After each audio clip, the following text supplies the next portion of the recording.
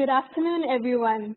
Once again, welcome to the webinar on University Alliance for the Post-COVID Digital Economy. This is a live webinar brought to you by Lytton and supported by our panel of distinguished speakers from higher learning institutions and policy leaders from the different ASEAN countries. So the speakers will be discussing about recalibrating the higher education policy and education program to counter the pandemic.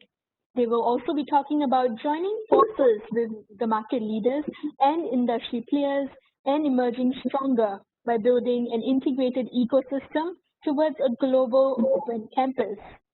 So the speakers that we have lined up for our webinar today are Mr. Leslie Loh, the CEO and founder of Lytton Academy Singapore. Secondly, we have Ms. Maureen Parot. She is the Senior Education Program Specialist for Planning and Research of the School Division Office of General Trias in the Department of Education in the Philippines. Thirdly, we have Dato Wei Chuan Beng, who is the champion of the Digital Productivity Nexus in Malaysia. Fourth, we have Ms. Luu Bich Ngoc. She is the Chief of the National Council Office for Education and Human Resources Development in the Ministry of Education and Training of Vietnam. And last, but definitely not the least, we have Mr. Christian George Francisco, the Director of the School of Governance, Public Service, and Corporate Leadership of De La Salle University in Dasmariñas in the Philippines. But before we start, just a little bit of housekeeping. Please note that all the participants will be muted by default through the system.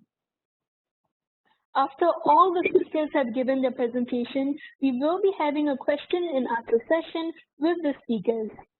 You are then encouraged to send us your questions in advance and specify which speaker your question should be directed towards. In order to do so, please type in your question into the chat box and send it to all panelists. Depending on time, we will try our best to raise your question during the Q&A session at the end of the webinar. At the end of the webinar, we will also display a QR code on the screen, which you will be able to scan in order to give us your feedback, which we will take seriously. Also, we will be getting some of your details so that we can issue you your certificates of attendance. So without much further ado, let me introduce our keynote speaker for the day, Mr. Leslie Loh. So Leslie is the CEO and founder of Lytton. He's a tech entrepreneur and has invested in more than 40 startups across the private sector as an angel investor. He has also won several awards, including the ASME Rotary Entrepreneur of the Year, the National Youth Award for his success as an entrepreneur, as well as the Person of the Year IT Leader Award by the Singapore Computer Society. He has also sat on a number of boards, including those of Infocom Development Authority and SPRING, which is a Small Medium Enterprise Development Authority. So now it is my pleasure to hand over the control to Leslie to start his presentation. Mr. Leslie, please. Thank you. First of all, I would like to express my thanks to the panel of speakers that's joining me to support this seminar. I'm going to talk about how universities could get themselves future ready for the post-COVID digital economy.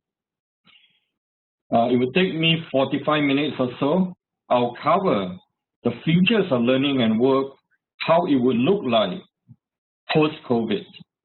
Then I'll share with you Lytton's own transformation in transforming ourselves from being an adult education provider to today more than just training, but also higher education training provider as well as a talent provider. And I'm going to drill deeper into the sort of collaboration we can have with a university in Asia to actually develop regional digital learning and talent platform that would be able to mitigate skill and talent demand across Asia. The digital revolution has been around for the last decade. but the speed of change has accelerated. And it took 75 years to reach 50 million user. It took 75 years for telephone to reach 50 million users a few years ago, but Pokemon Go only took 19 days to reach the same number of users. In fact, the COVID accelerated that even faster, even further. What happened in Singapore during the lockdown periods of 8 weeks? It has advanced digitalization of the economy over what was achieved over the last 5 years. So the speed of change has been tremendous. It would impact all industry, not just those industry in the digital space, such as e-commerce, but across all industry, even physical industry like construction would not be spared. Education industry is among the second largest sector expected to be disrupted. And 83% of what education firm would do would be somewhat disrupted, some would be moderately disrupted, some will be massively disrupted. There's no question that the change would further speed up by the COVID-19. There is a huge shift with the digital revolution. In fact, most future jobs would be reconfigured. Most of these jobs would require technology skill, not just technology skill. In fact, it needs to be accompanying with 21st century soft skills such as collaborative skill, social and emotional skill, and higher cognitive skill. The number of hours that an individual would spend on their job and these that require technology skill would increase as much as 55%. And all those skills would require education institutions to react, to transform, to support this significant skill shift that's happening in the market. There are three trends that is emerging due to the digital revolution. The first trend is actually about moving education model from what we are always been quite familiar with in Asia, from academic to applied learning education. Over the last 5 years across Asia, many of the countries have reacted to the need for that change. Singapore probably first out the block 5 years ago introduced the Skill Future Initiative. The Skill Future Initiative is an initiative where Singapore government trying to inject applied learning across the entire education system. From primary school onward, children learn how to code to secondary. In fact, Singapore even set up an applied science university recently. China, there were 2 policy change announced over the last 5 years. The first policy change were universities were mandated, many of them, to transform from being academic university to be so-called applied science university. University system that widely adopted in Switzerland and Germany, where learners actually become apprentices, where they learn through their learning journey rather than learn in classroom. Only 18 months ago, Singapore China announced another initiative where they are transforming the vocational institute in China to now able to offer degree, applied degree that could deliver skill to the industry. Indonesia made that change with their new education minister. They call that Merdeka campus, where every year during the bachelor year, they would have to adopt at least 1 year of internship industry engagement. Only 2-3 months back, India and now is holistic change, again across the board, from kindergarten all the way to higher education, adult learning, where individual would have to adopt applied learning to become multidisciplinary talent. So Asia is changing because there is a fundamental problem to Asian university system. And many graduates, after they finish their school, they do not get employed. And the change would enable that the system would deliver work-ready graduates that the industry need now. Employer no longer want to hire a learner and train them. They wanted learner that's plug and play. In fact, they expected who they hire to already have experience before they give them the job. So clearly, the need to transform from academic learning to applied learning, the model that has been successfully built up pioneered by Switzerland and the German higher institution, started to gain a lot of traction in this part of the market. So therefore, university in this region would have to think, would have to start acting to move toward that direction. The second major part of the change is university could no longer just stop training once the learner graduates. They need to be the career partner to learner to continue to reskill them throughout their life as they grow in the career. As learner now would have to reskill themselves potentially every 3 to 5 years in having new skill to stay relevant in the job, which is rapidly changing in the digital economy. So corporate training, the way we see it in the past, where corporate need to send their learner to classroom, no longer valid. Corporate want to be able to train this learner at the workplace rather than in the classroom. And there's another significant change, which is the workplace. The workplace would become virtualized post-COVID. I'm certain many of you have experienced that in the last 6 months with the COVID. And today, when we want to set up a meeting, the default mode is actually Zoom meeting, the meeting that we are going through now. And few people is going to go back to office any sooner. So the future workplace is going to be virtualized.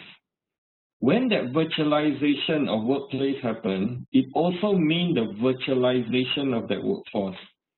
Conventionally, most companies, when they recruit talent, they will be recruiting local talent. But in the future, given that the workplace is virtualized, many companies start going to recruit talent globally. Certainly, at least talent in the region that perhaps sharing the same time zone, that they could actually work seamlessly as a virtual team member in the company. So there will be a move from being a centralized workforce to a distributed workforce for many companies. And in Southeast Asia, particularly, there is significant income inequality between, let's say, Singapore and our neighbor. A software developer in Myanmar, when they graduate, they could be paid $300 US, whereas in Singapore, it could be as high as $3,000 US. So with the virtualization of the workforce, it would also mean that company would be looking out for talent across the region rather than limiting the requirement for the talent to be localized. So we therefore see an emergence of a talent platform across Southeast Asia that enable the skill shift from the developed to the developing economy. So these are three major trends that we are seeing in the post-COVID economy, and universities need to react to that change. And what we've envisioned is that universities would have to be quite different. So 5 years ago, Singapore came out with what they call the industry transformation map.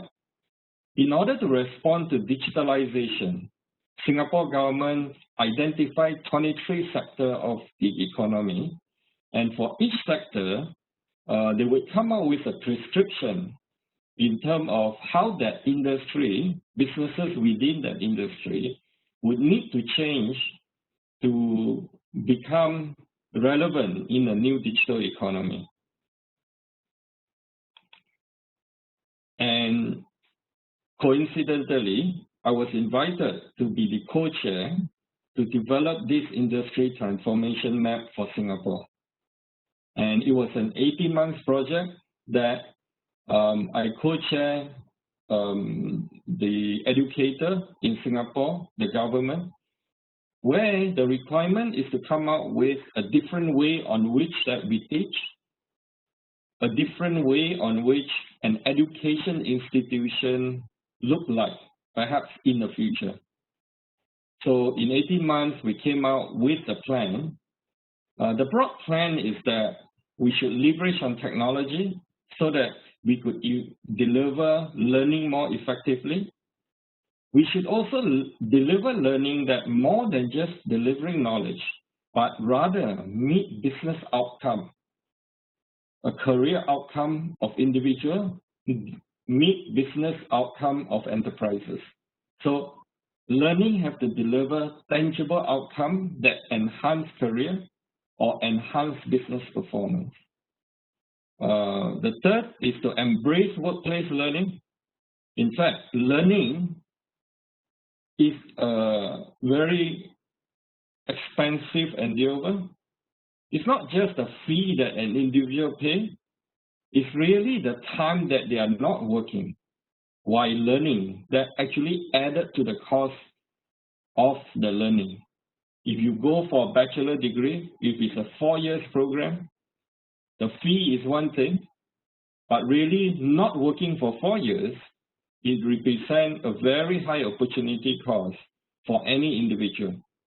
Therefore, learning in the through work would be able to significantly reduce that cost of that learning journey. So workplace learning would be important. Learning can happen in the class, in the workplace, rather than just being in the classroom. So based on this input, we came up with a plan, and Lytton ourselves, given that I've been one of the major contributors to this roadmap, I've decided to take that roadmap and start transforming Lytton 5 years ago. So what we view future university is that university should be a learning aggregator. University must offer lifelong learning, not just for higher education, but also continuous education that enable a person to be reskilled throughout their career. University need to be more than just need to become an applied learning institution so that the university can deliver career induction, perhaps before the learner even graduates. And university can play the roles of not just an educator, but they can also play the roles of institutions that support business transformation of enterprises so that they can stay relevant in the digital economy. Perhaps not just limiting to training, but also complement them with expert consulting that support that digital transformation. In fact, education institutions need to be more than just a training provider. It can be a talent incubator that support them to transform the workforce of enterprises. So effectively, university need to be almost everything to everybody. And to do that, the university can be that learning aggregator that pull together the various capability, various content to actually holistically support individuals and enterprises in their transformations to stay relevant in the new digital economy. So that's what the transformation plan prescribed. And what Lytton did is go ahead based on this transformation prescription and start transforming Lytton since 5 years ago. The first thing that we thought fundamentally we need to do to transform to future-ready university is to deliver a new way on which that we deliver training. Our solution is called CLAS, C-L-A-A-S. And we would like to enhance the traditional class, a classroom-oriented training, with our CLAS. CLAS stands for Competency Learning as a Service. It's an on-demand learning and mentoring platform that essentially designed based on 3 fundamental design principles. Firstly, it's based on competency-based curriculum. We need to deliver training that able to deliver tangible skill and competency for specific job. So the starting point is not about subject. Generally, university, when they want to design a program, is about providing subject knowledge. Our starting point is about identify a job, then we develop the curriculum to deliver skill and competency for that job. So therefore, the first fundamental design principle is that the curriculum needs to be competency-based curriculum. With a competency-based curriculum, we need to deliver skill, not just knowledge. So in order to deliver skill, we must apply that knowledge that we deliver into real-world projects. So therefore, learning needs to be work-integrated, work-based learning delivery. Finally, the schedule cannot be fixed because the learning journey and learning through work could not be fixed and rigid. It must be adaptable to a business process, to a person involvement in the industry. Therefore, the learning must be able to be customized, personalized to an individual learning journey. So CLAS is designed with the 3 fundamental principles. What I would like to do is to drill into a slide into each of them to share with you what I mean by that. So all Lytton program is competency-based curriculum and is all accredited to Singapore National Skill Framework. Singapore has came out with that skill framework for almost 10 years now. It defines what the future jobs are, what are the skill competency needed for the future job. And in order to be approved, accredited, we have to be design the curriculum that deliver this skill and competency for that job. We didn't actually stop there. As we we actually get those skill framework accredited with academic qualification. And therefore, our qualification, skill qualification, not just certified to the National Skill Framework, is also accredited to university, accepted by about 100 universities internationally, mainly from UK and Australia. So we are having the best of both worlds in terms of the credential that we can deliver to our learner. So our learner can get a degree, a recognized degree. They can also get skill certification. Some of them can be industry certification from big tech vendor, let's say like Microsoft, SAP.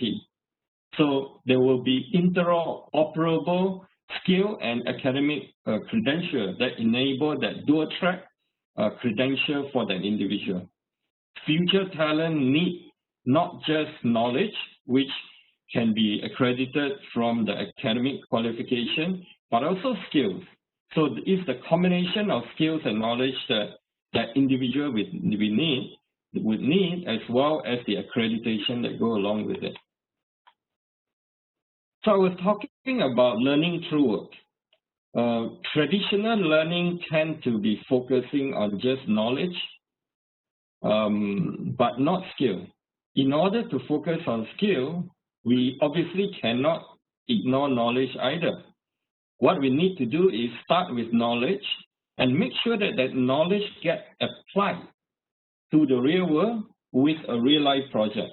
So the way that we structure our learning, we start with acquiring that conceptual knowledge through combination of e-learning and flipped class. And after they internalize that knowledge, they would identify a real world project where they would get mentored by industry practitioners to apply that concept into executing that project. With the execution of that project, it also means that they would be skill ready. And in fact, that project would deliver tangible business outcome that would be used for assessment. So therefore we are adopting the 70-20-10 learning model, where the model basically talk about learner perhaps only gain 10% of the skill or knowledge from classroom training. Most actually happen through mentoring as well as on-the-job experience.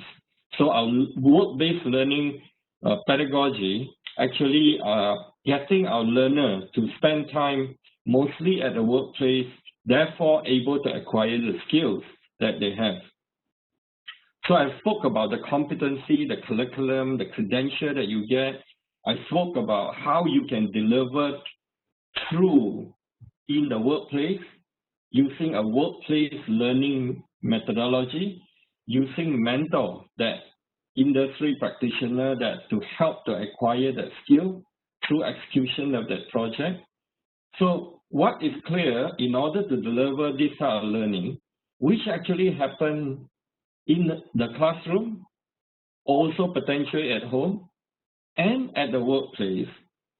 Therefore, the learning journey would have to be what we call blended. So we have an architecture called learning with ease.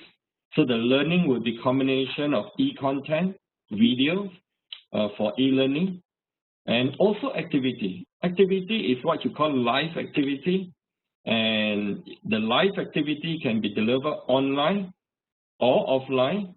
It can be a live classroom. It can also be a one-to-one mentoring. And there's also social learning opportunity that will be very critical. We want to ensure that there is a peer-to-peer learning.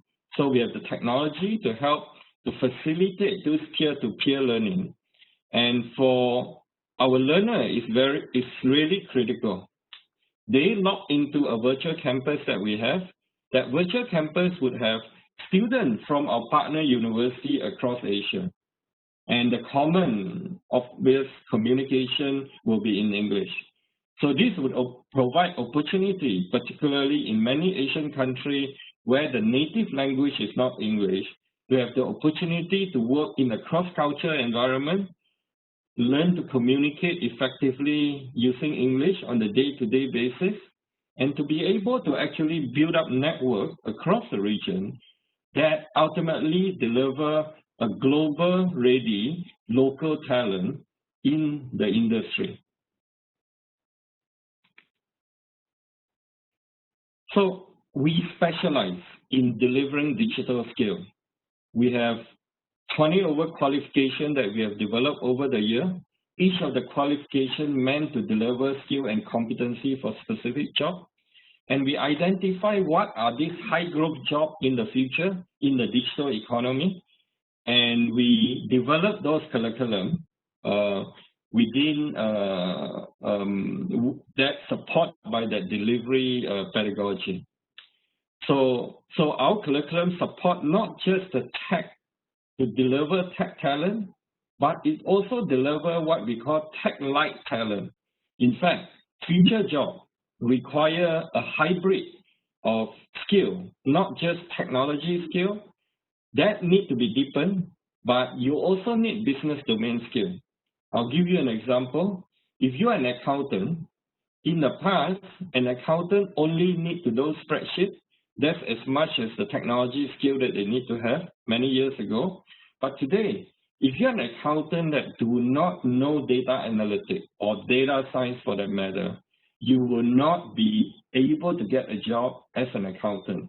So many of the jobs in the future would be what we call hybrid job, right? In fact, this job require both combination of business as well as IT, technical. The combination is what create a multidisciplinary talent that are marketable, that the market would need.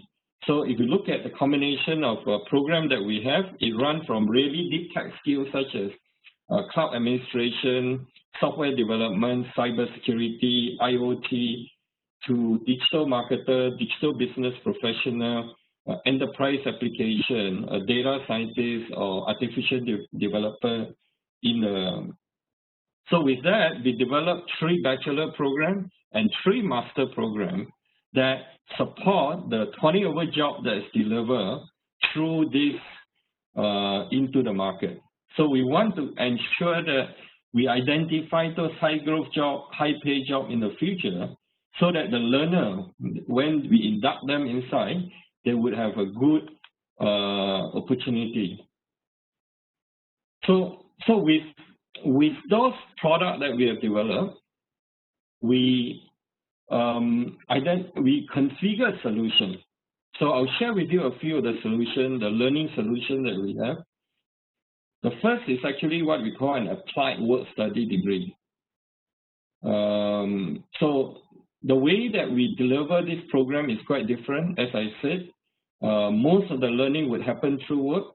So our program is a 4-year degree program. The first year, they actually go through what we call the skill boot camp. It's an intensive skill boot camp. During the first year, they would be studying full-time during the first year. But in the second, third, and the 4th year, they actually will be working full-time as an apprentice. They will only be studying perhaps 3 to 4 hours on a Saturday, but they are working full-time for 3 years. And that first year, we wanted to make sure that the learner are work ready and to be able to work full-time from the second year onward. To do that, the first 12 months is an intensive boot camp. When learners start work, it's almost like they have started work. When they go to university, they actually start at 9 o'clock and they won't finish until 6. And for that 12 months, it's called a boot camp because it's almost like a 40-50 hours per week.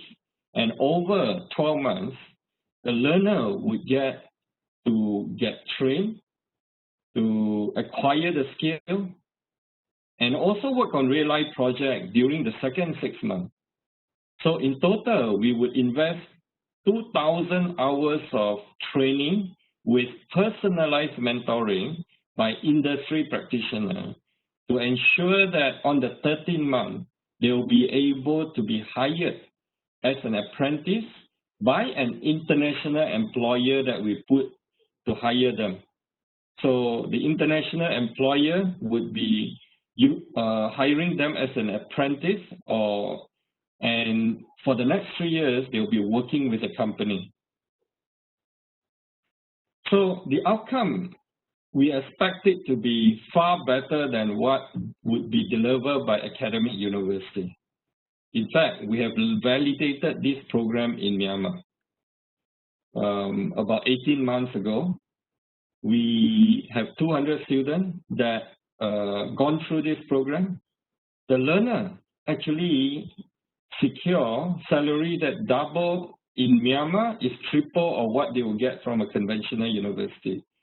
In Myanmar, a new graduate from the academic university will gain $250 a month. Our graduate will deliver $750 per month. Why? There are two reasons. First is that when they graduate on the fourth year, they already have 3 full years of working experience. Second, our learners are global ready. As I said, they log into our virtual campus, they work with international classmates, they speak English, so they are not just technically sound, but they are also global ready, understand the international environment, able to take on international jobs.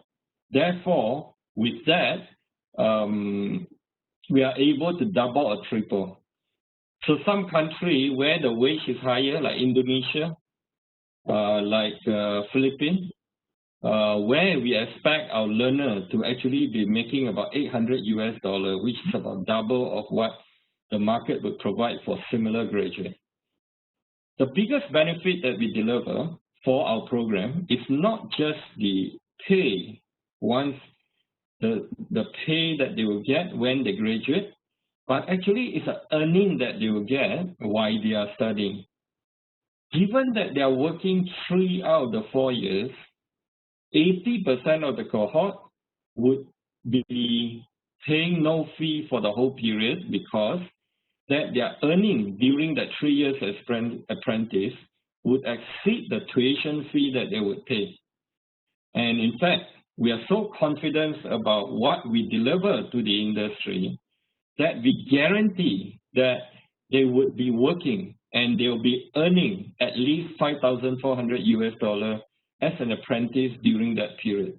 If the learner do not earn at least that amount, we will top up the difference of the salary.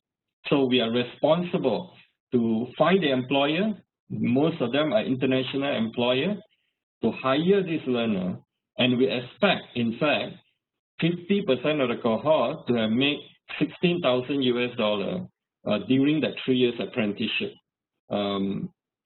So this is our work study degree that model after the Swiss and the German system, where 75% of your learning journey, you actually learn through work. We also have the postgraduate program, continuing education training that we provide to support learners in terms of transitioning into the digital career. Many jobs is changing in the market. And many jobs has been obsoleted by robots, and clearly digital jobs that require technology and digital skill are those jobs that is in high demand. And therefore, we are producing a suite of programs to help transition individuals into a new career path. And these are generally shorter programs. It can be a 4-month program to induct into a specific job. And when you stack together this so-called professional certificate, it can also become a credential as a postgraduate diploma or master degree. Essentially, this program, we would work with the university to help working adults accelerate their digital skill, transitioning into a new job or to stay on the job because the job would have been have changed, have reconfigured. They need to deepen their skills. We also work with the university to address a new market that most universities do not target, which is the corporates. We work with the university to contextualize that learning so that it can support enterprises in their digital transformation. So this is a corporate market. The corporate would sponsor the learner.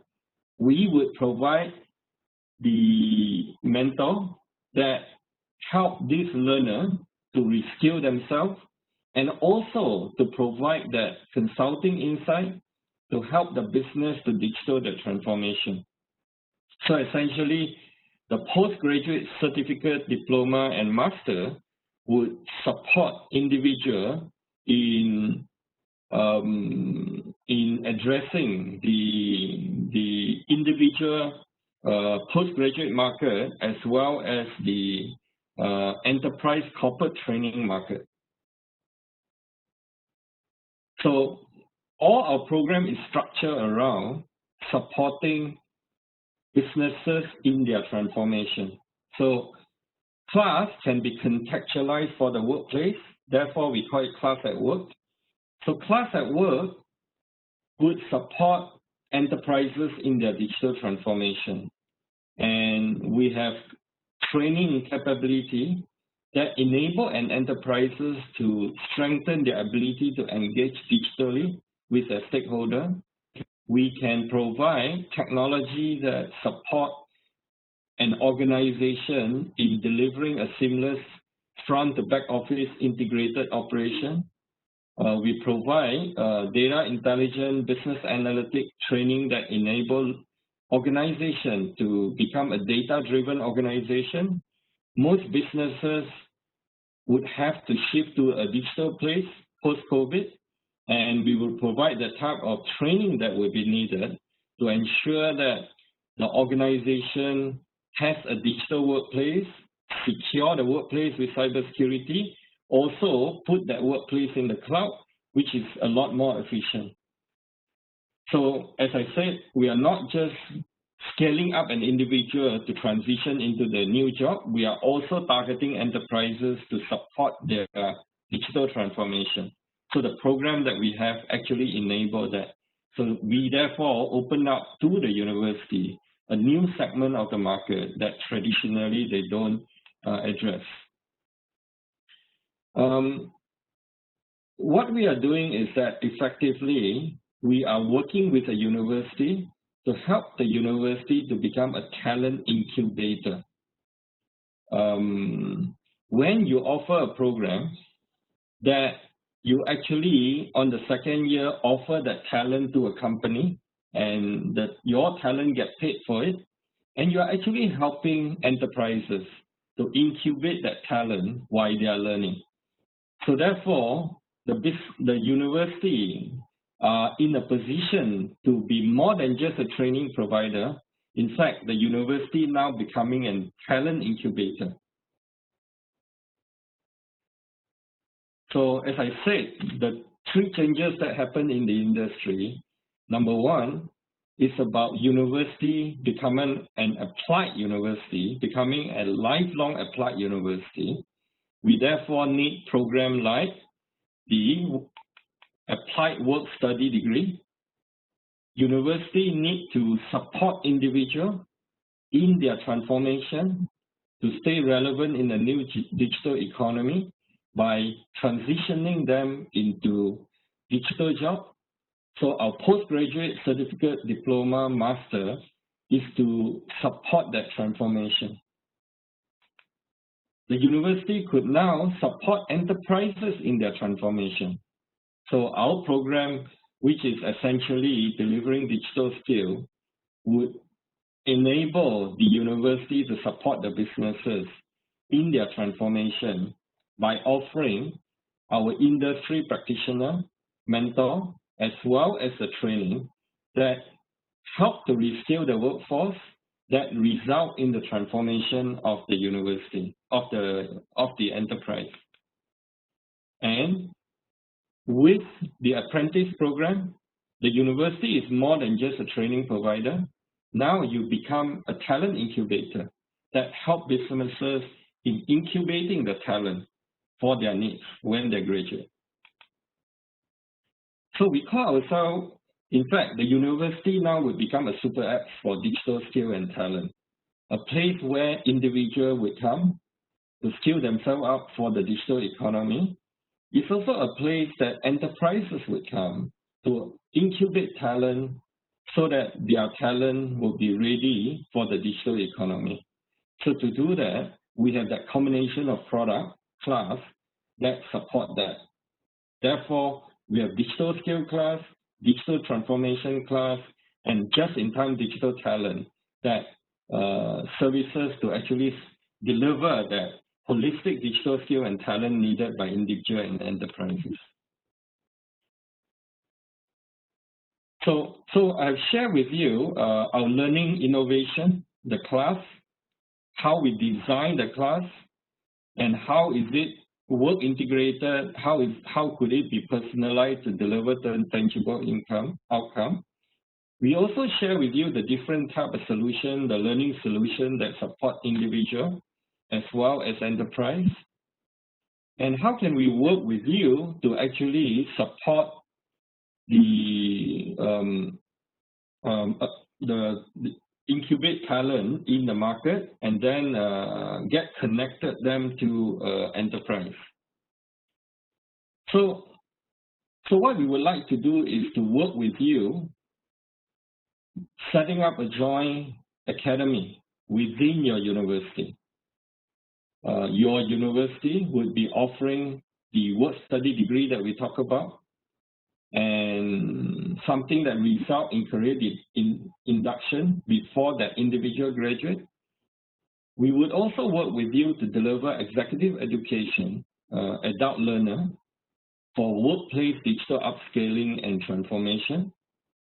And as an alliances with 50 university partners across Asia, we can also work together jointly to have learning journey that are borderless.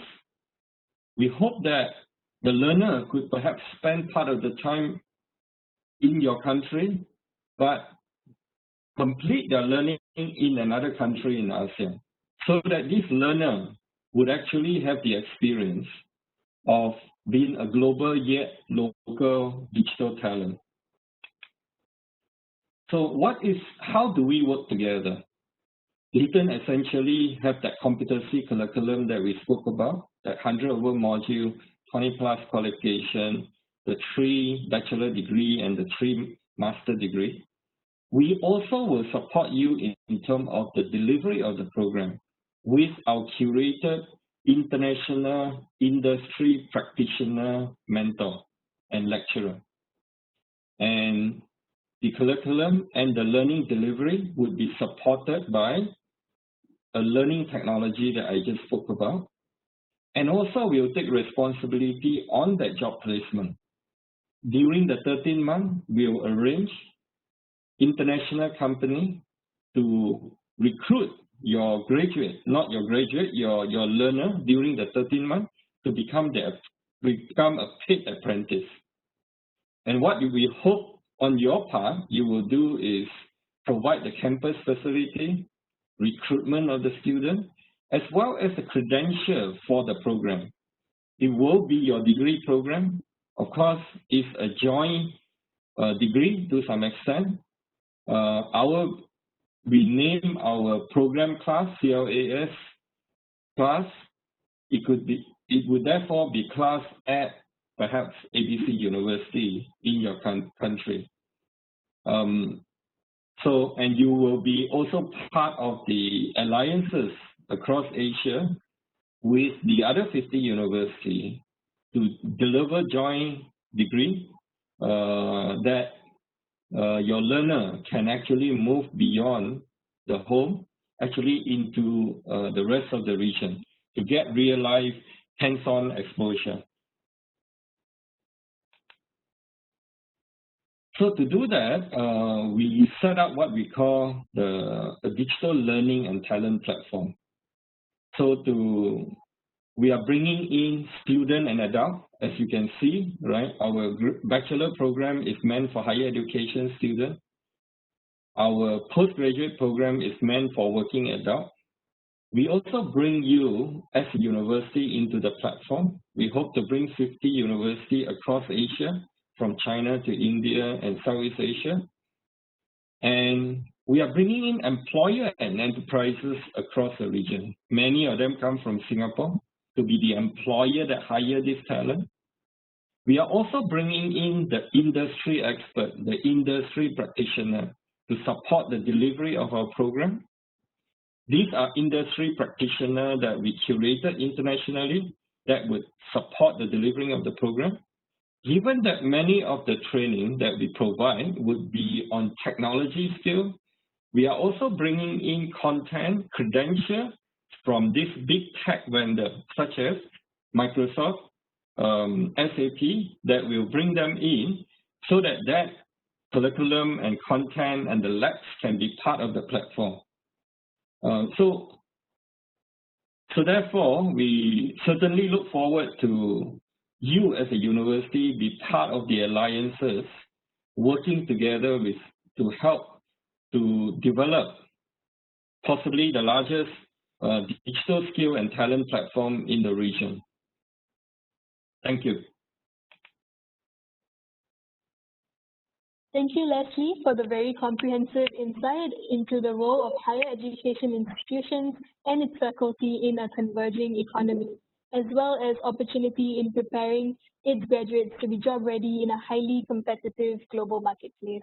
So do remember to mute your microphone as we move on to the next speaker. So I would like to now introduce our first policy speaker from our panel of distinguished guest speakers, Ms. Maureen Parot. She is the Senior Education Program Specialist for the Schools Division Office of General Trias in the Department of Education in the Philippines. She has a doctorate in education management with over 18 years of experience in teaching, research, and planning. She is the outstanding coordinator and teacher of Governor Farrer Memorial National High School between 2018 and 2019. All in all, she's a speaker, writer, journalist, winning coach, and module validator. Let's give it up for Ms. Maureen. Okay, good afternoon to all, to the panelists, and to all the participants in this webinar. So for this afternoon, I am tasked to discuss about the future and vision of education and the pathways towards a global, future-ready university, urgency for the education sector to transform, connect to the world, collaborate with world-class international education providers. So, what's the future and vision of education and the pathways towards a global, future-ready university? So, the future and vision of education in the Philippines is focused on the equipping graduates with 20% skills needed by the industry to ensure broad-based economic development that can address poverty and unemployment. We see the education as a strategic partner of industry in producing globally competitive Filipino workers, entrepreneurs, and citizens. Education has always been a great equalizer. While many tycoons all over the world are school dropouts, good education is the foundation for many successful people.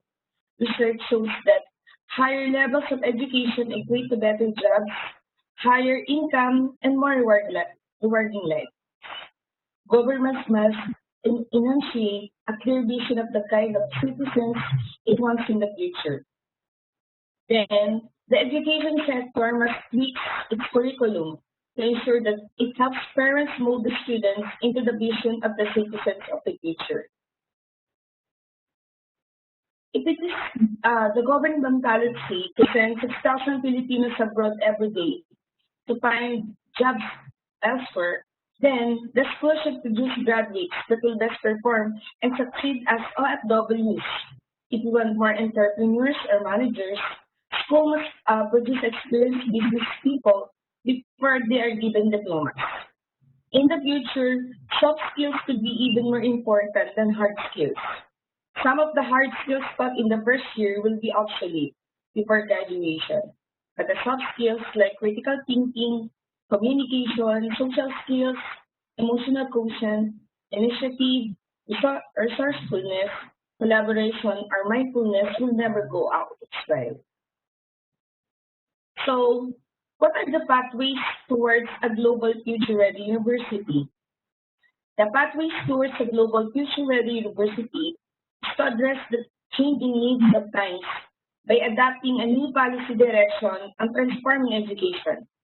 The adoption of strong foundational framework and support in educational technology, redefining teaching practices with the use of technology to leverage the support in curriculum and instruction. Education sector is preparing learners to thrive in this dynamic new world of technology. The initial approach is to upskill teachers, the foundation of capacity building transformations to be achieved. Teachers are provided with training in the use of latest technology and able to fully integrate ICT in the classroom setup. Laptops, wireless display adapters, and amplifier microphones are made available, and all the teaching learning process is made easy, efficient, and effective. Each classroom is equipped with a digital board, LCD, LED TV display, or interactive screen display as a replacement in addition to the traditional use of whiteboards and blackboards. These digital displays enhance the teaching learning process by using videos, interactive applications and games, virtual PDFs, and getaways to access digital information in the world's information highway. There is what we call Techno Hub, where computers and IT equipment are installed to cater and support the teaching needs of all academic and co-curricular subjects. Computer literacy does not only focus on ICT subjects alone, but also application on other learning areas. The availability of Techno Hub facilities gives a way to the creativity and innovative ideas of learners, and even their teachers as they work together to solve local issues and problems in relation to the use of ICT. The support for additional reading resources and materials to make learners engage in contextual learning is made possible with every school library having a number of tablets and laptops, where digital copies of books, magazines, periodicals, and other related references materials are stored and made readily available. Strategic workforce development through scenario planning and job-based mapping can build a common vision to transform technological and cultural disruption in higher education into a positive digital transformation. The digital rise in Philippine public education is come.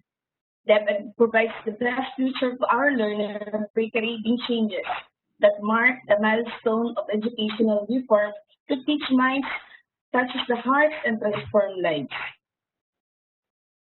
So, what is the urgency of the education sector to transform, connect to the world, collaborate with world-class international education providers? There is an urgent need to update the education systems to equip children with the skills to navigate the future of work and the future of society. By world-class international education providers, this urgency of transformation calls for the shifts in learning content to conclude both the technical and human electric skills needed to build growing and inclusive economies and societies, and shifts in learning experiences that more closely mirror the future of work. Those of higher education, IT organization must be strategic about how we develop our workforce so that they will have the skills to respond to these forces across our institution. We need strategic workforce development to constantly readjust our graduates, employees, skills, and competencies as the disruption phases progresses to transformation. Tutors can help create a roadmap for workforce development. Development goals and build a common vision for the transformation. One is the scenario planning, and two is the job pathways mapping. So what is scenario planning and job pathways mapping?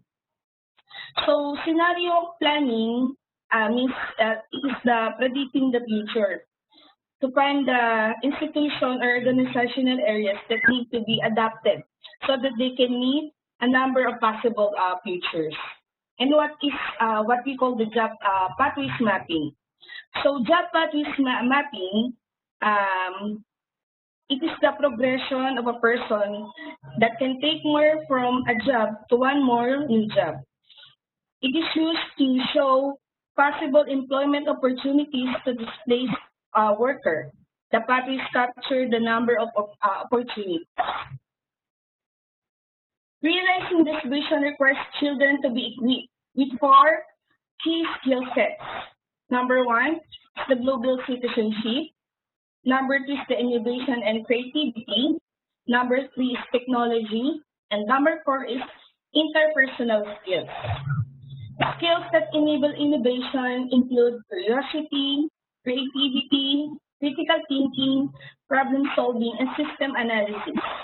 Such a shift in learning content would help children develop healthy relationships with technology, understand principles for managing digital risk, security, and build awareness about their duty as responsible developers and consumers of technology.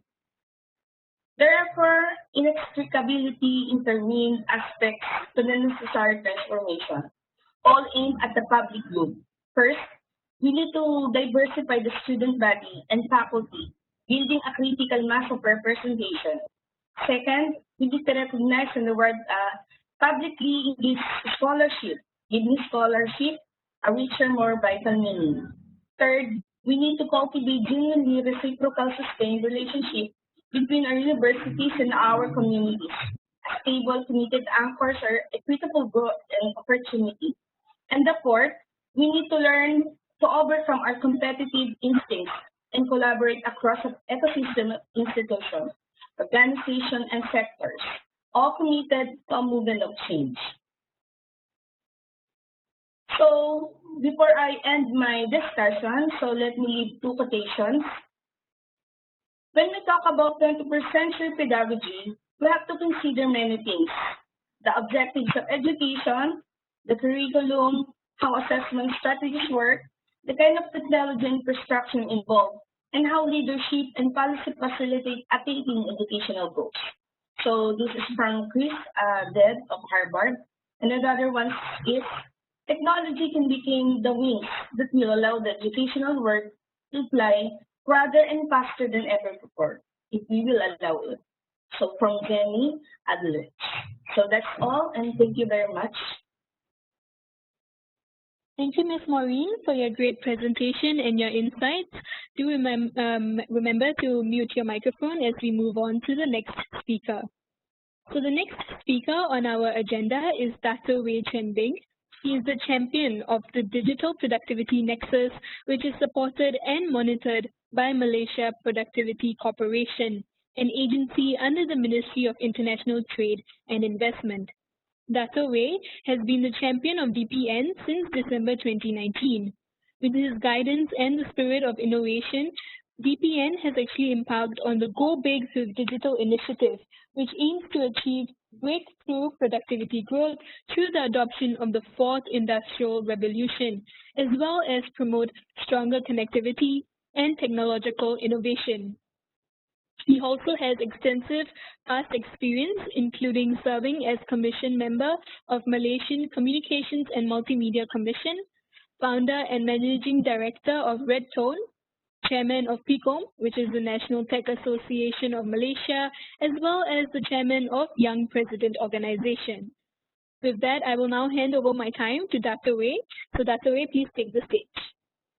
Thank you, Esha, for your very kind introduction. I just want to add one area that coming from the industry in the last 30 years, and that also gives me the unique so-called role when I was appointed on the board of University of Technology Malaysia, the School of Professional and Continuing Education. space. So therefore, what I'm going to do today is ask more questions. Just as when I went into the university as a board member, I keep asking questions. And until today, I continue to ask those questions. And I find that by asking those questions, it has actually helped us to find clarity, find the answers. So likewise today, I hope that in the next 15 minutes or so, we could explore this idea about breakthrough, especially for the post-COVID-19.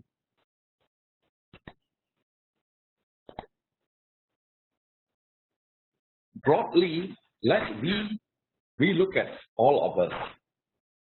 I think first of all, we know that the world has changed. If you look around us, in Philippines, in Indonesia, in Malaysia, in Singapore, wherever ASEAN countries, and likewise, India, China, US, the world has changed. Then have we? This is the first question. Leslie has spoken about a lot of global skills, of which it is absolutely necessary. And let us also understand that the global setting, it is actually changing very rapidly because of the major disruption of the global supply chain. Besides that, we also find that due to the trade war, due to the reconfiguration of the trade and world so-called grouping, it is more likely that there will be the need to work in certain regions more than the full global scale. However, the skills and knowledge required will still be totally relevant in that particular region. So I just want to touch on that so-called the major change from globalization to a regionalization. And then in the region itself, we need to be even more self-sufficient. We tend to rely a lot on global supplies, global talent, and global feed into our economy or our so-called level of the knowledge acquisition. However, we now need to be more self-sufficient in terms of learning how to do things within our area, within our country, within our industry. And we find that government during this time will have to be more decisive. They have to take a lot of initiative to provide incentive to lead the recovery, hopefully. And then we have spoken a lot about digital and virtual delivery. So all these are happening very rapidly and it's changing by day. So we have to ask ourselves, have we changed? Have our universities changed the way we conduct our business? Have the industries changed? If we look around us, if all of them are changing, then what are those things that we need to do in order to really fit into this new world order? I want to touch on anxiety because breaking through means getting into, we want to break out of the state of unsatisfactoriness. If we are already very happy and satisfied, then we don't have to change. But the fact is this, there have been a lot of different surveys done, and we find that we are at the country level, at the people level, at the industry level, all collectively in the state of super anxiety because we want to actually find ways to get into a normal state. However, it's a new normal. The new normal that requires us to really look hard into us whether we have the new competencies. Do we have at the business level, do we have that ability to reinvent ourselves with a new business model to address the new way of life, of which businesses are digitally enabled, or else we can become obsolete. So I think we just want to acknowledge the level of anxiety, of which it is a positive motivation for all of us to take the decision right now. to take the effort to make change right now. So to change also means we would want to seize what will be new opportunities ahead of us. Sir Winston Churchill said, "Don't waste the crisis." Now that we know there are a lot of new needs as a result of problems facing us, the government has new needs, new policies, industry has new needs, new business model, community has new needs on how to actually take care of each other, individuals certainly have new needs. Therefore, the opportunities on the right, you may see that we will have to then continue to align ourselves with those areas of opportunities, whether we can be one that contribute towards getting out of the current whatever state of unsatisfactoriness.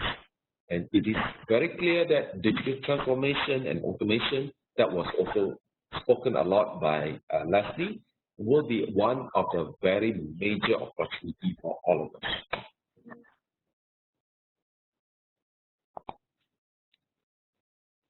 Then the keys, since we are talking about seizing the opportunities, then it doesn't mean that we will get there automatically. We need to have keys in order to allow us to find the doors towards the breakthrough. And I would like to point out these three areas.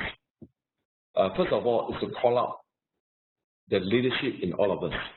All the audience here, I see that we are all in our individual area a leader, especially leader in the education, leader in training.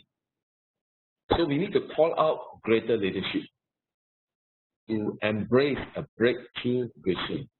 And the breakthrough here would mean not just like a marginal improvement, but it's like a 10x improvement, 100x improvement. That would be that kind of breakthrough vision. How do we do a lot more, what I call it, relevant than before, for example. With the breakthrough vision, then the leaders, like all of us, will have to align the strategy as well as all the resources. At the same time, if we are already very used to our way of life and way of doing business, we would want to re-examine our culture, whether are we agile and flexible enough. That will be appearing everywhere. The agility will be the key culture for the success. And secondly, we also need to be able to prepare ourselves with the kind of mindset that we are willing to try, willing to take risks, and willing to fail. Because if we were to venture into a new territory, competency-based, new business model, it's bound to require, besides leadership, also our preparedness to constantly, continuously improve ourselves. And likelihood is that if we don't move fast enough, or sometimes we don't execute well, we may not be able to make it. However, I like the saying, either we succeed or we learn. So if we don't take the kind of effort to start right now, it will be too late some months or even years down the road, because the world will not wait for us. And the third key to breakthrough will be to have the right competency. I think we have heard a lot about the need for digital competencies. I'm not going into the detail. And I just want to add on, that is a lot of soft skills. They are the agile, light competencies, to have interpersonal skills and so forth. Right? So I think these two are the largely the two categories for us to really relook into. So with the three keys, we also must be able to impact and influence all the rest of stakeholders. First of all, we need to reach out to the government and the regulators, such that there's a need to have a major relook at the policies to make it very agile, and then to relook at the regulatory and standard framework, because quite often, qualification organization, in order to ensure, say, certain regulatory or certain qualification in the past, they require a certain way of delivery, such as number of hours, the classroom, certain humanity subject, certain whatever subject, that is kind of more of for the national purpose. So some of those are relevant and important, but many of those may require rethinking. And then universities, I'm happy to report that UTM Space, we have actually since a few years ago embraced a full framework of which we allow and support stackable qualification from certificates, then all can be added up to have a degree. We also support the work-based learning. So I can see that it is actually a platform that allows the aggregation of the different knowledge and skills and competencies to be delivered under UTM Space. The other one is that the industry leadership need to also go ahead and take the bold step.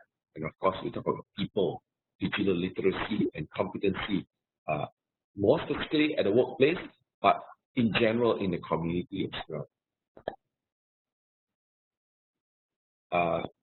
In the Malaysia Productivity Corporation, under the Digital Productivity Nexus, we have put together this kind of very simple so-called framework for people to understand what is the meaning of go big with digital.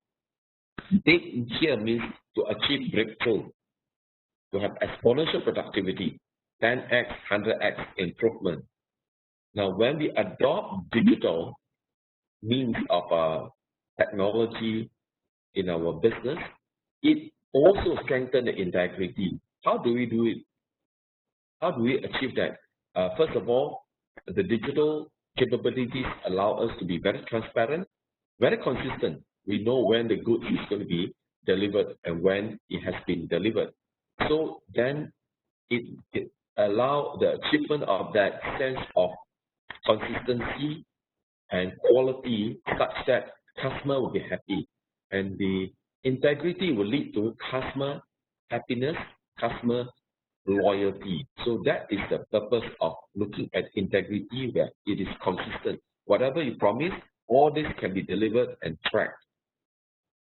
And then another thing is about having us to understand that digital or technology, it is actually a force of good, whereby people can do a lot more. It's very uplifting, versus the idea that digital technology disrupt jobs and so on. So when people can see that it's a force of good, how do we embrace that?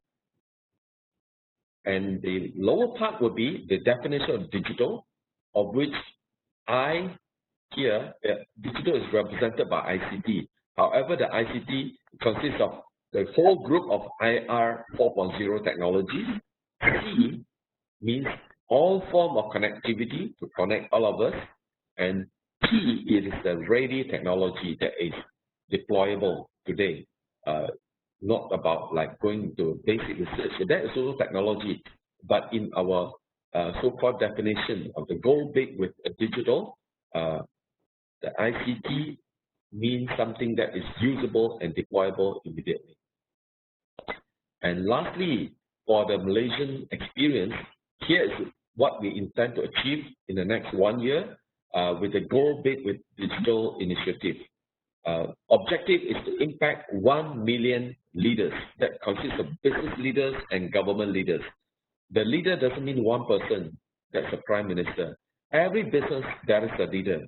In the case of Malaysia, there are 900,000 businesses that are active, micro business, SMEs, and large enterprises.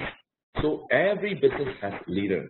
And in the government, there are 1.7 million government servants, so many ministries, department, agencies, there are 100,000 leaders.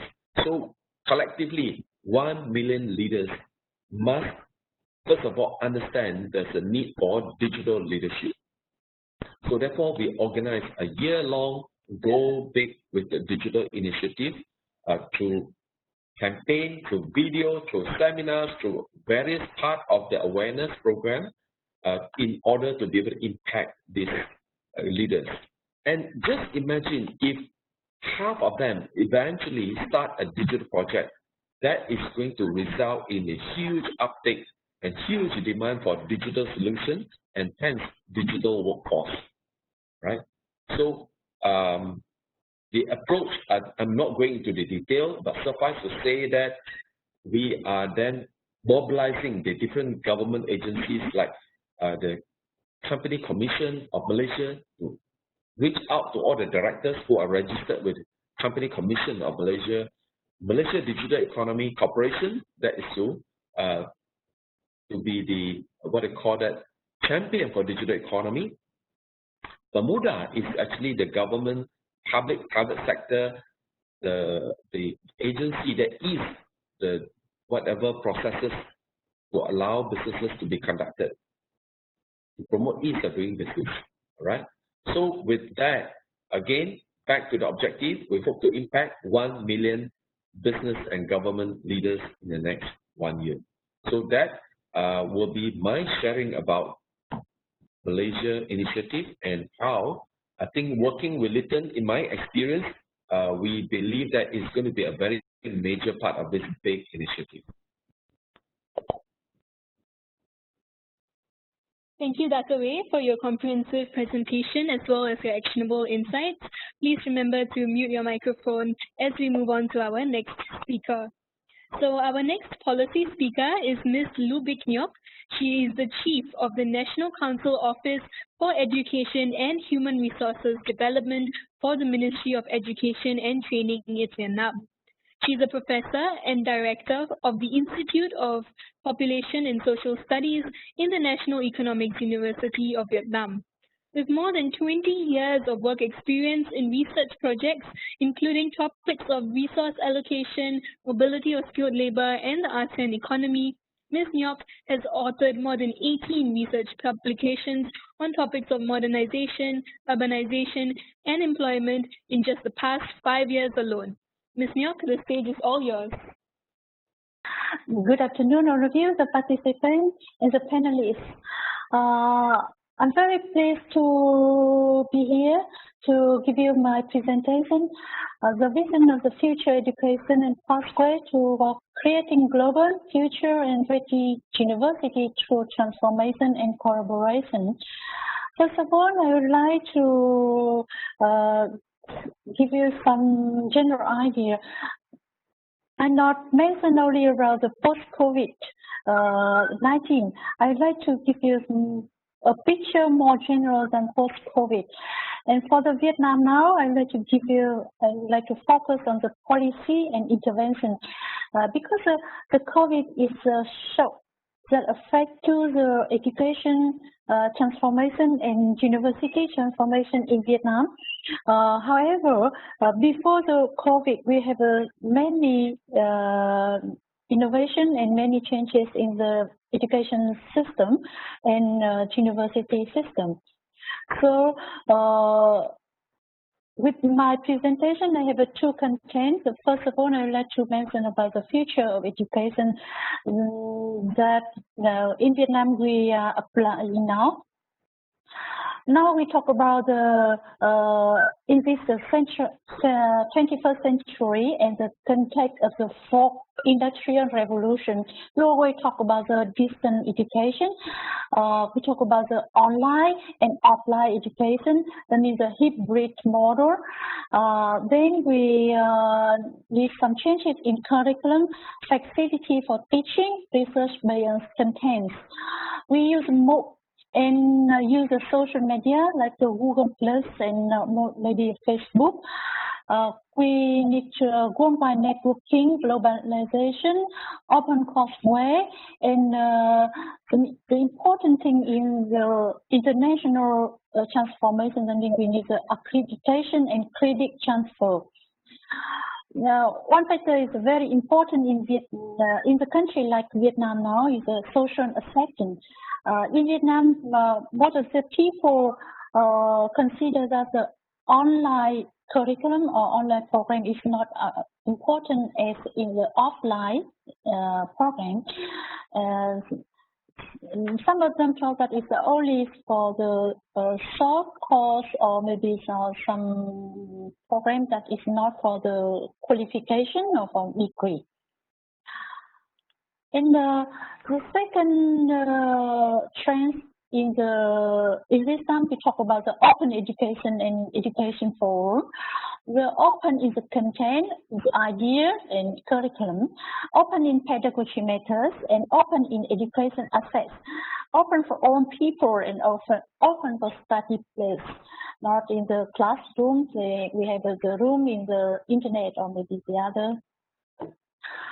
The third trend is this time we talk about the lifelong learning and learning society with 4 pillars of education according to UNESCO: learn to know, learn to do, learn to live together, and learn to be. And we also need to move from massive model of education to more personalized form. So you can see that at this time in Vietnam now, we also have some policy for education changes. The first one, I'd like to mention about the resolution number 29 of Central Communist Party that has been improved for 2014. As you know, in Vietnam, we have the Communist Party leader. So the resolution is a famous, important, the most important document in terms of the policy. The document is focused on the comprehensive renovation of education and training in Vietnam. And based on that, we have a new version of education law that was improved in 2019 and higher education law for higher education that was approved in 2018. We also have a new program for general education that was approved in 2018 and implemented in this schooling year from the 2020. In this program, we transform from providing knowledge to building competency and quality. Now we are drafting new education strategy in the periods of 2021 and 2030 and the vision 2045. I'd like to focus on the vision of the 2045 that was drafted in the strategy. The Vietnam will build a modern, open, linked, and internationally integrated education system. We will have an education system that contributes to building a prosperous, modern, creative, democratic, and civilized country based on knowledge economy with high equally human resources. And by 2045, Vietnamese education will belong to the group of leading Asian education. That is one of the important objectives of my country.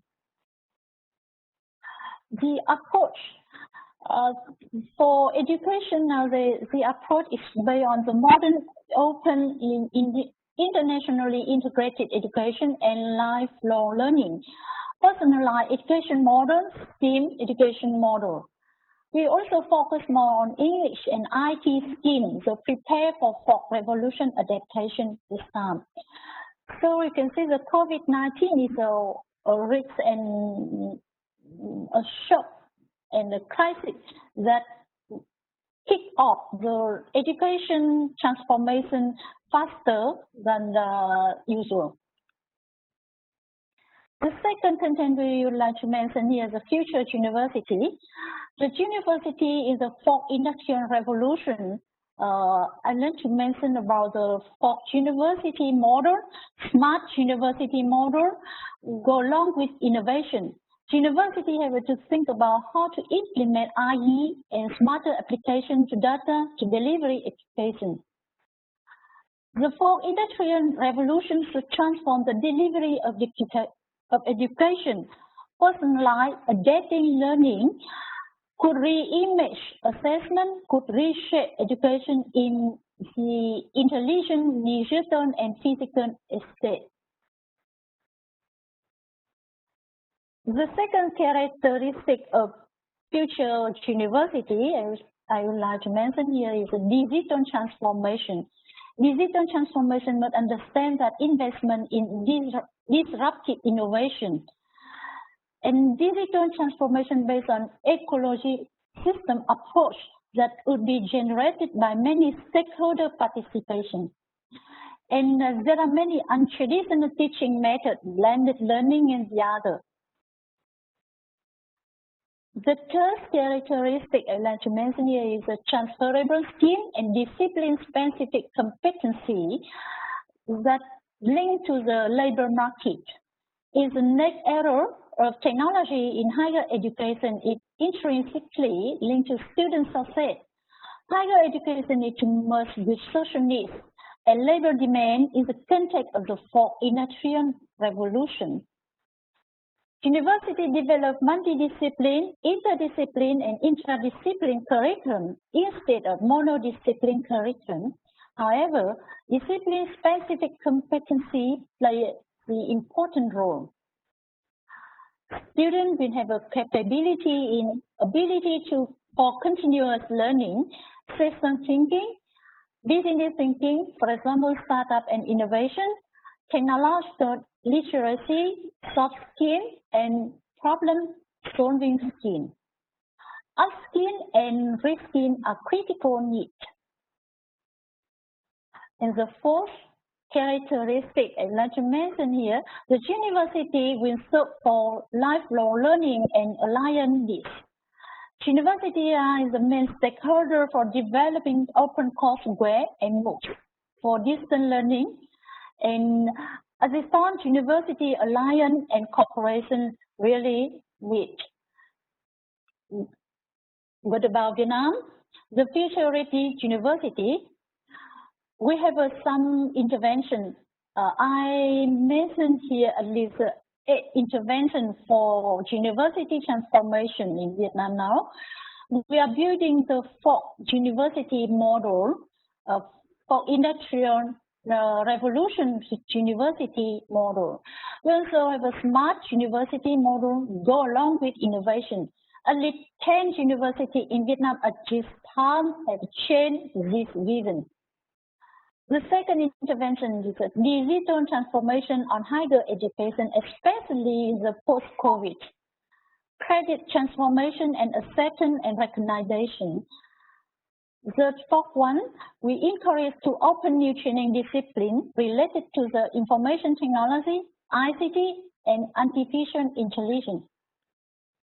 Next one, we are developing interdisciplinary and transdisciplinary training program in university. And the university is in building open courseware and distance learning training program moves. We have 2 open universities, one is the north and one is the south, and there are many MOOCs programs. And next one, we are promoting the autonomy of university and reforming university governance. It's very important in Vietnam now because we have 80% of universities belong to the public sector. Now we need the autonomy for university. They change from the public sector to private sector. And the last one, we are promoting international cooperation and integration both in training and research. And more, many international students come to Vietnam from Korea, from West of Europe, and from the other country, Thailand, Laos, and Cambodia. They will come, and so we have many integration training programs, enjoy programs with UK, Australia, and US also. So that is my presentation. Thank you for your attention, and I give you my email address for next connection. Thank you very much. Thank you, Ms. Ngoc, for that extremely engaging and informative presentation. Gentle reminder to mute your microphone for the next speaker. So our last speaker for the day before our question and answer session is an academic leader, and he's none other than Mr. George Francisco. So Mr. George is the director for the School of Governance, Public Service and Corporate Leadership at De La Salle University in Dasmariñas in the Philippines. He's a thought leader and has given over 50 presentations around the globe on language, culture, and pedagogy. He has almost 2 decades of administrative and teaching experience in higher learning institutions as well as service to government agencies. So Mr. George, over to you.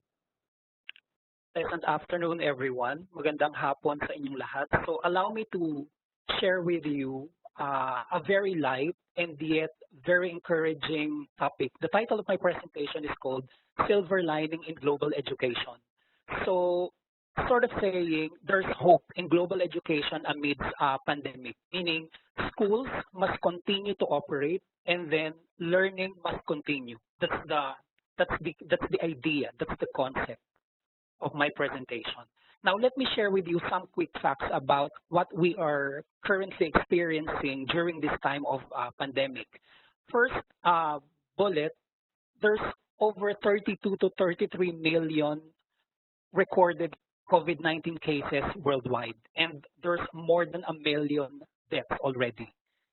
Second, in the Philippines, there's 300 to 320,000 recorded COVID cases at the moment, with 5,000 to 6,000 deaths. Now, as per the Department of Education or the Ministry of Education here in the Philippines, there are 748 or 5% of the total private institutions or learning institutions that were closed for this school year 2020-2021. Why these schools were closed?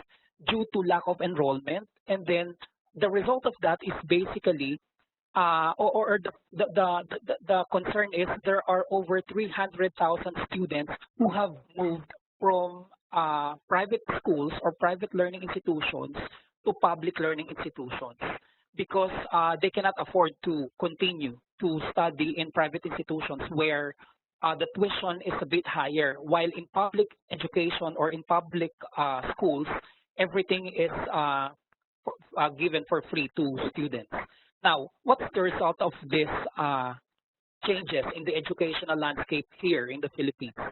There are over 3,223 teachers who have lost their teaching jobs, and mostly these teachers are from the private institutions because there were no enrollees at the moment because of pandemic, because many have lost their jobs, even those who are working in the corporate groups or corporate sector industry. Now, the point in here is that the COVID-19 pandemic has changed the educational landscape of all learning institutions in the world today. The changes is not actually, or the changes are not actually on migration of students from private to public schools or institutions or losing employment or losing jobs, but also the way the teaching and learning process is being undertaken or is being implemented or executed among public and private institutions here in the Philippines. So that's these are some of the facts that we are facing now here in the Philippines. Now, I call my presentation a silver lining approaches, and I have here my acronym called COVID. What are these approaches? C stands for Curricular Recalibration. What do we mean by Curricular Recalibration? So basically, as we experience these changes in educational landscape, recalibration would mean re-engineering of our curricula, or we try to restage or to reinvent, basically to reinvent the content of our curricula. For example, in the Philippine curricula, especially in higher education institutions, we do incorporate apprenticeship, practicum, or on-the-job training. So what will happen now, since we cannot deploy our students here in the Philippines to companies? So perhaps what we can do as one of the possible approaches is to partner with many local or international companies where work from home can be done, can be made. Or for laboratory work where students are really expected to work inside the classroom or on-site, meaning inside the school, what we can do is probably to make a blended learning arrangement where a few number of students, we can divide or we can split the number of students who can go to school and take some laboratory works, and then we can make alternative approaches.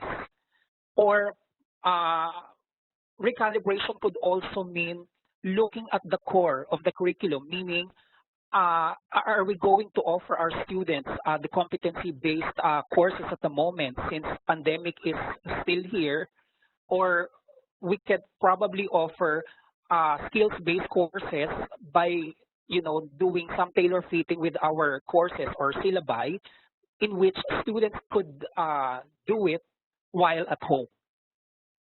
O stands for overhaul teaching learning philosophy. So basically, if many schools are into existentialism, where teachers give a lot of tasks to students in the school, and we basically expose them to various activities, and since we cannot do it because of pandemic, or some are using perennialism, reconstructionism, perhaps it is high time that we migrate, or we also try to review and look into our educational philosophy. Perhaps we can make use of progressivism, where receptive to change is very essential, or perhaps essentialism. The most important skills that need to be highlighted to our students can be given to them while doing the work from home approach. Or it could be a fusion or marrying the two philosophies, progressivism and essentialism.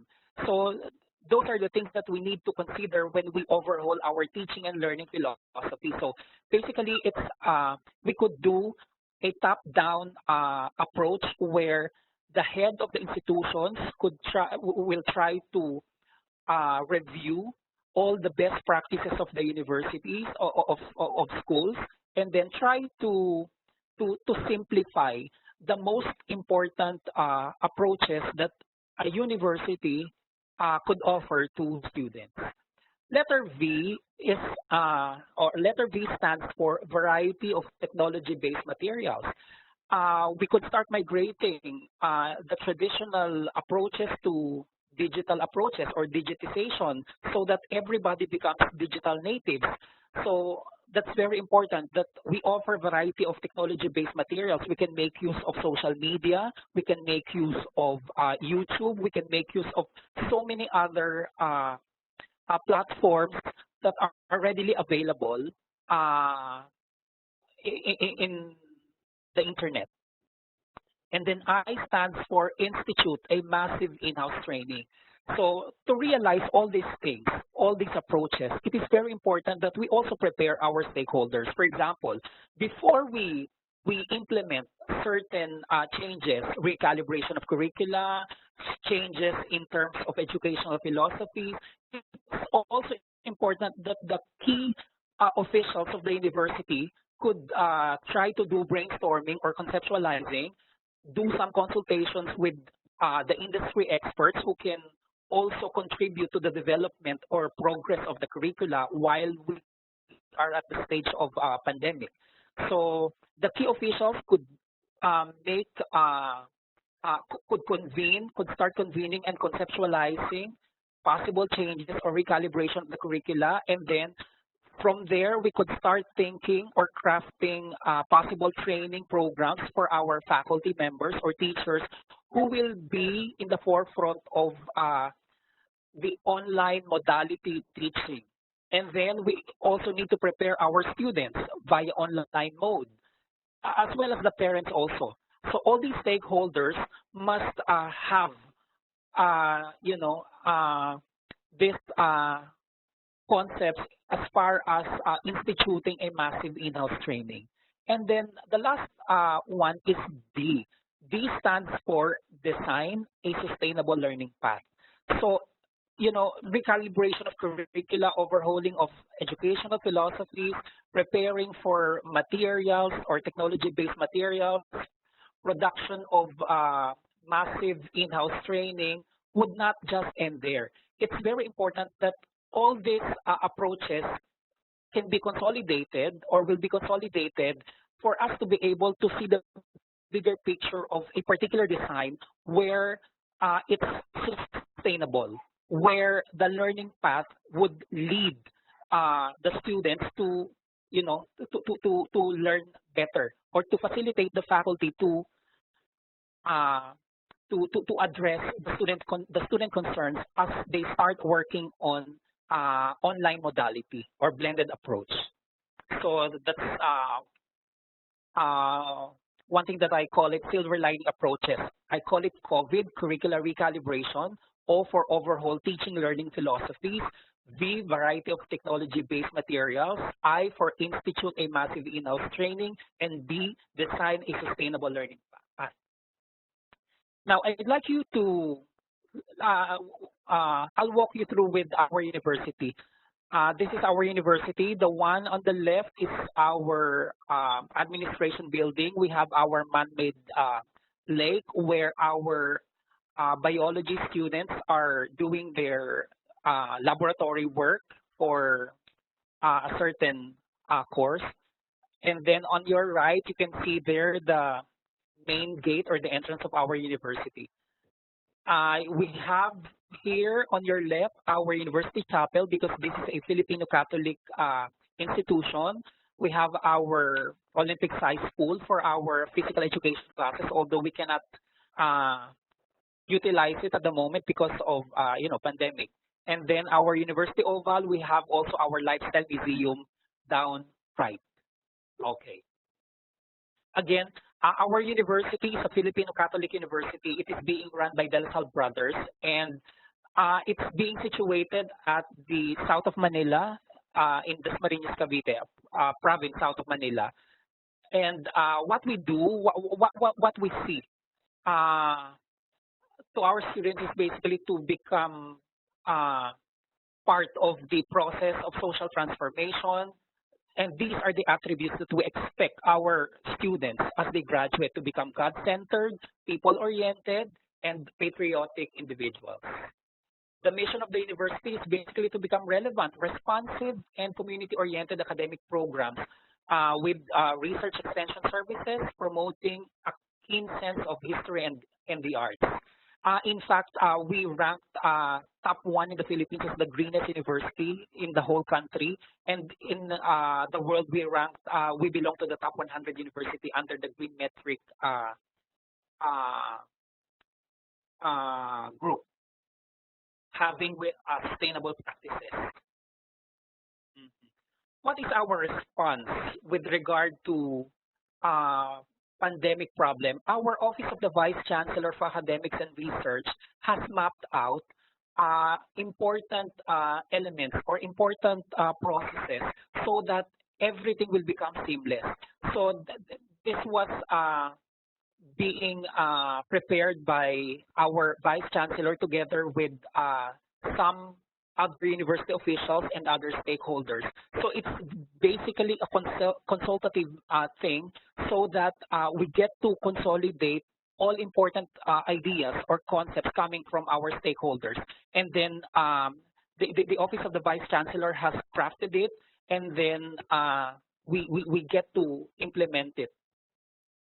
And we call it, by the way, we call it caring for what matters, or the care-centered model. In Filipino, we call it malasakit, because malasakit is basically looking at the you're giving the concern, you're trying to reach out to people and looking at the welfare of our students, at our faculty, and other stakeholders. So what are the essential key points of this care-centered model, which was initiated by our Vice Chancellor for Academics? So this care-centered model is basically directed to our online learning, and we try to humanize learning experiences of our students. So because generally teaching online sometimes dehumanizes our approaches, but as much as possible, we try to make it humanized in such a way that we also offer self-care approaches to our students and also to our faculty members, so that they have also the time to have the self-care, not just to make to do hardcore academics.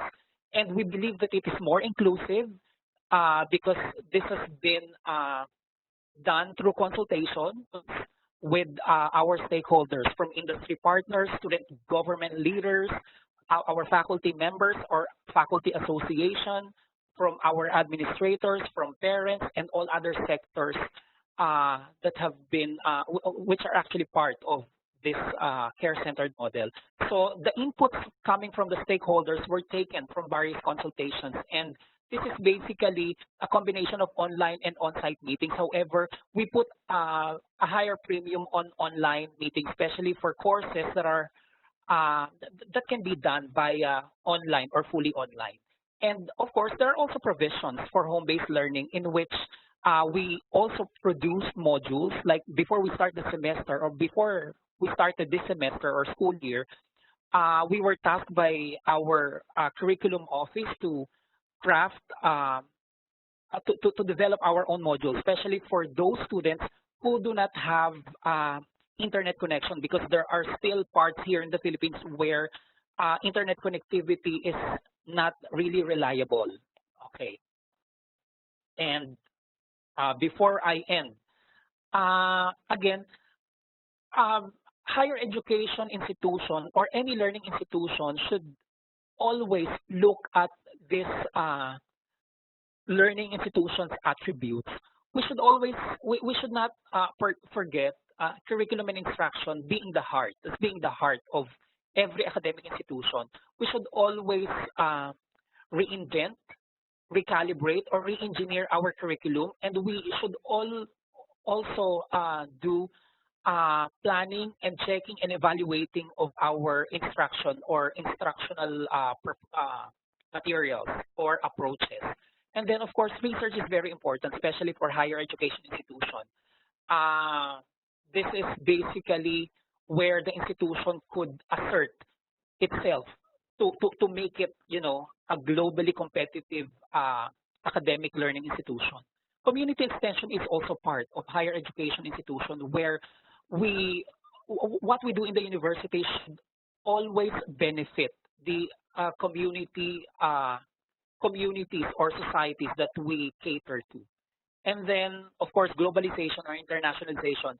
Even if we are in pandemic stage at the moment or right now, internationalization should continue, meaning we should look for partners where these partners could help us, let's say, execute our weaknesses or help us improve our weaknesses in the university or in our own respective institution. And these are my sources. And thank you so much for listening and for being part of this webinar. Thank you. Magandang hapon. Thank you, Mr. George, for that very insightful presentation. So, gentle reminder to mute your microphone for the Q&A. So with that, we've actually come to the end of our speakers' presentations. We will now open the floor for the Q&A session. We've actually received a tremendous response. Unfortunately, because of the time limitation, we will not be able to address all the questions in this session, but we will try to answer as many questions as possible. So our first question actually goes out to Mr. Leslie. So we've actually received a number of questions that are all related to on-the-job training or apprenticeship. So the questions are, in the case of 70% on-the-job training, what is the approach at this time of the COVID-19 pandemic? And also, are the students staying in the same company the whole time? And is it an on-site apprenticeship or online? Okay, so we connect the international employer. Generally, they are Singapore international company. In Singapore, there are many of these international corporates who actually set up their base as a regional head office in Singapore, but they do have businesses across Asia, but they hub themselves in Singapore. So before the COVID, this company, when they look at resourcing, they are generally looking at resourcing locally within ASEAN, within Singapore. But with the COVID, as I said, the workforce get virtualized. So there's no really line drawn between where this person is sitting, right? If I need to hire a digital marketer in Singapore, and whether they stay in our suburb, Ang Mo Kio, or they are staying in Manila, it doesn't really make a difference. But there's a significant difference in terms of how much it costs for the same digital marketer in Singapore versus they are coming from Manila. It could be 6 times as high as that. So clearly that discrepancy in terms of the pay would get reduced because of that virtualization of the workforce. So what we are doing is that we are telling these enterprises and say that you can offshore this talent. Your talent can be distributed around Asia where your businesses are, and we would incubate this talent with you with our university in this region. So like for example, Hitachi came to us. They said, I need 600 people, and I need, in fact, in Philippines, they need about 50 of them, and they need 40 in Myanmar, 50 in Vietnam, and incubate those talents for us because we are selling our product into those markets. So this talent actually become the offshore talent to the Hitachi in Singapore. So this talent, on the 13th month, in fact, on the 6th month, we already take their technology and get them to our students. After they finish the first 6 months, they actually work on their technology for 6 months at the university as an offshore talent, because it doesn't make a difference anymore. You can work on that technology on an offshore basis. So on the 13th month, they would actually get, if they are good enough, they would get selected as a paid apprentice to be working for this international company in Hitachi in Singapore as their offshore talent, right? So we already negotiated with this international enterprise.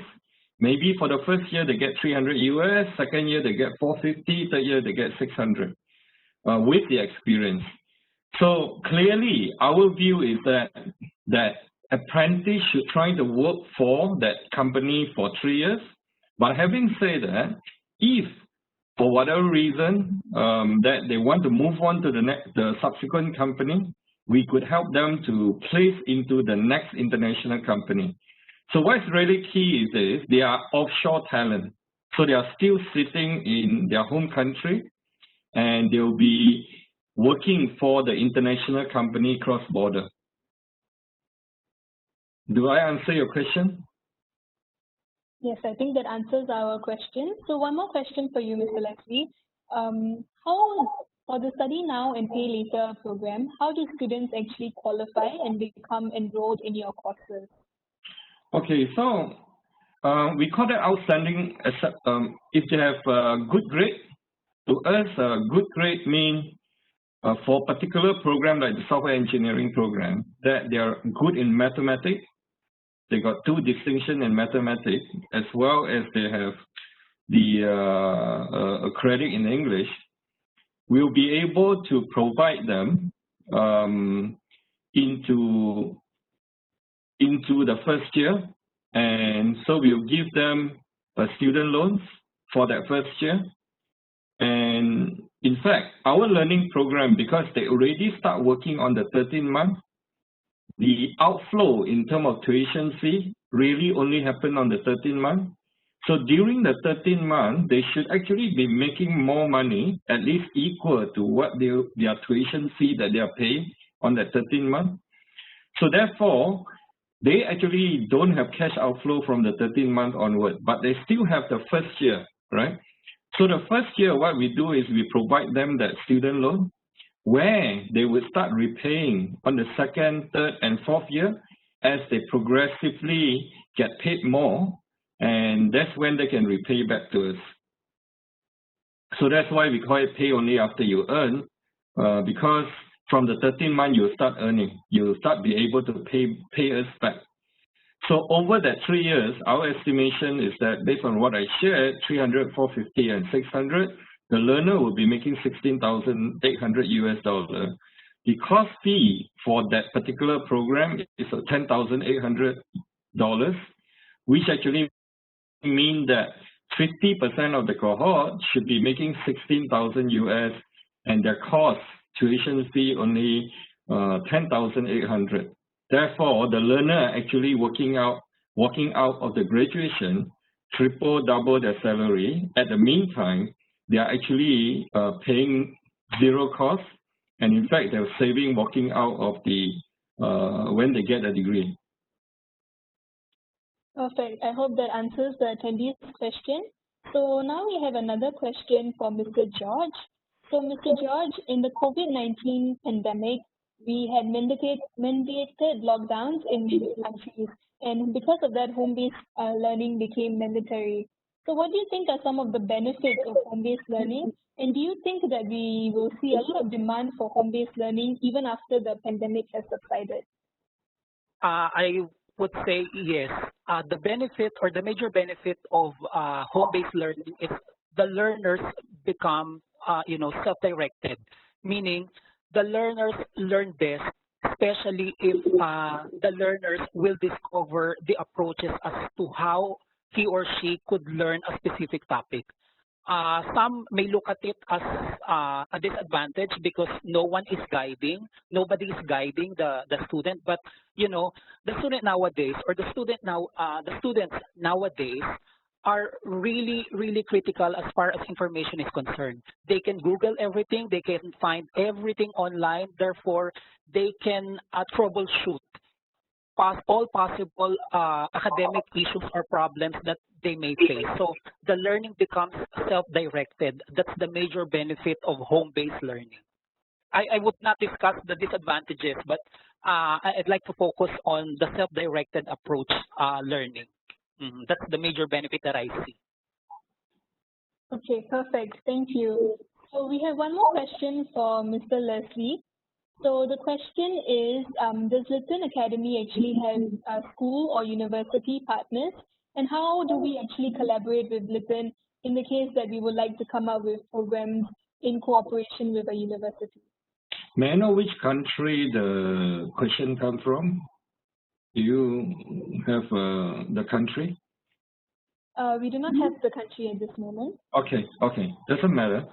Essentially, I was talking about working with 50 universities across the region. That's from India, Southeast Asia, and China.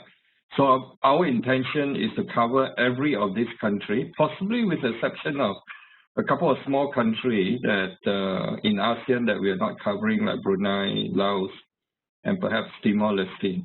But the rest of the country, we have an intention, and this webinar, part of a key reason for this webinar is to help us reach out to these universities who are keen to work with us to jointly incubate this talent, deliver this program that I was just talking about just now.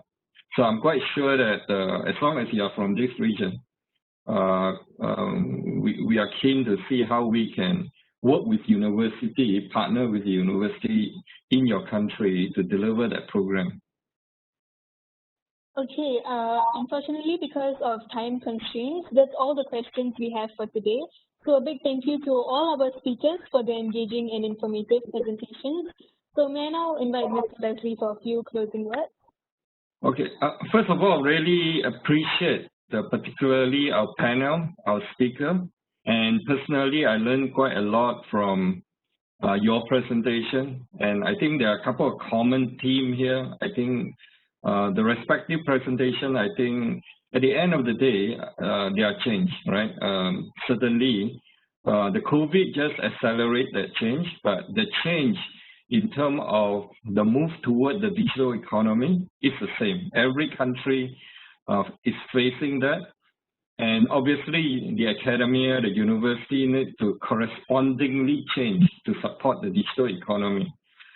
In the digital economy, the speed of change is so fast that employer in the digital economy no longer really investing in training to new graduates. They want somebody that's plug and play. So ultimately, as university, we need to deliver plug and play skill talent, right? Particularly digital skill talent. And for us to do that, I think we need to change the way that we deliver those skill talent. In fact, a lot of the time, the audience are really our learner, and the enterprises that we as school trying to serve, and it's no longer enough to receive knowledge, because we can go to Google and we can Google those knowledge, and we don't generally get paid for it anymore these days. So what our customer want is actually solution, right? So if I'm coming to the university, I want job. I want inducted into the job. So can we try to deliver that job induction before they even graduate? That's what we are trying to do so far as that individual is concerned, because what they want is a career induction, a career transition, a job induction. So providing training is an element. Giving that skill is important, but that's not enough. We need to become a career placement provider. We need to bring the employer so that that career induction can happen. That's why our work study degree, what we are helping the learner is not just actually that training. That's a big part of it, but we must have the employer actually brought in to hire them as part of the solution. So it's really integrated training with job placement that lead to that career induction. So I think university always been trying to deliver training to individual, but future university would have to look at how you can help businesses as well, enterprises as well. So enterprises have slightly different needs, right? The enterprises, what they're interested, yes, it's important that they send people to you for training.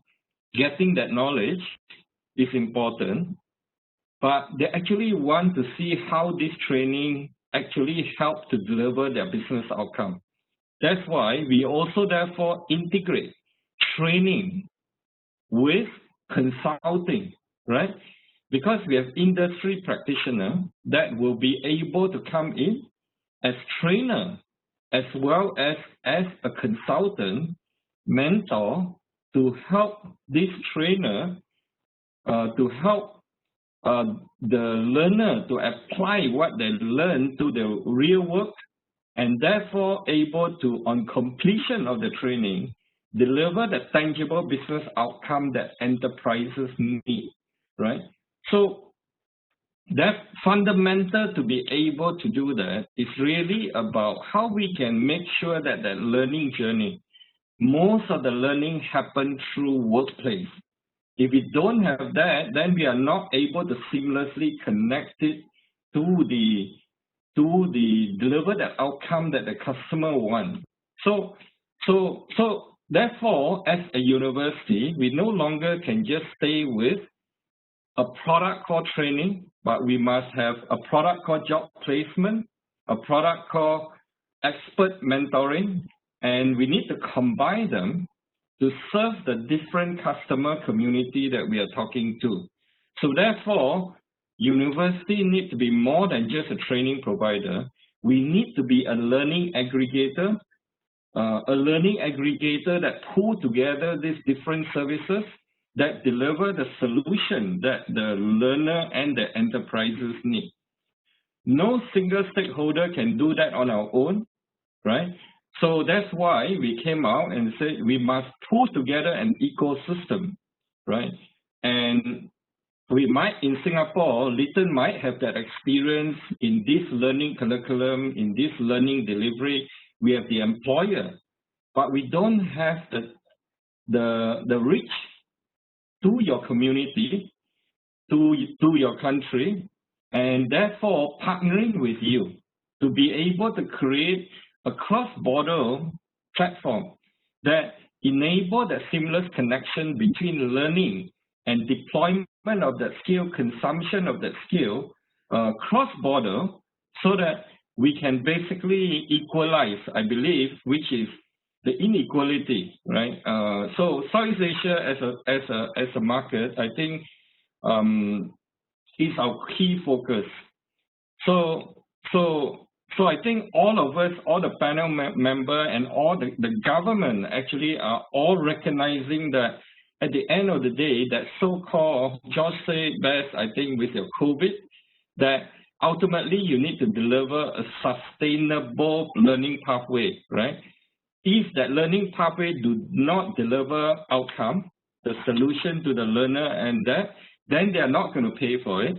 And so I'm so glad that I think it has my feeling. I like hearing what our Vietnam colleague is talking about the transformation that's happening in Vietnam, about going into skill-based, and every country is doing that.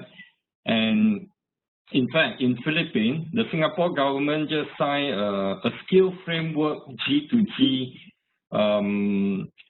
sharing, right? Singapore have developed that skill framework, and I think June last year, the two presidents actually signed an agreement.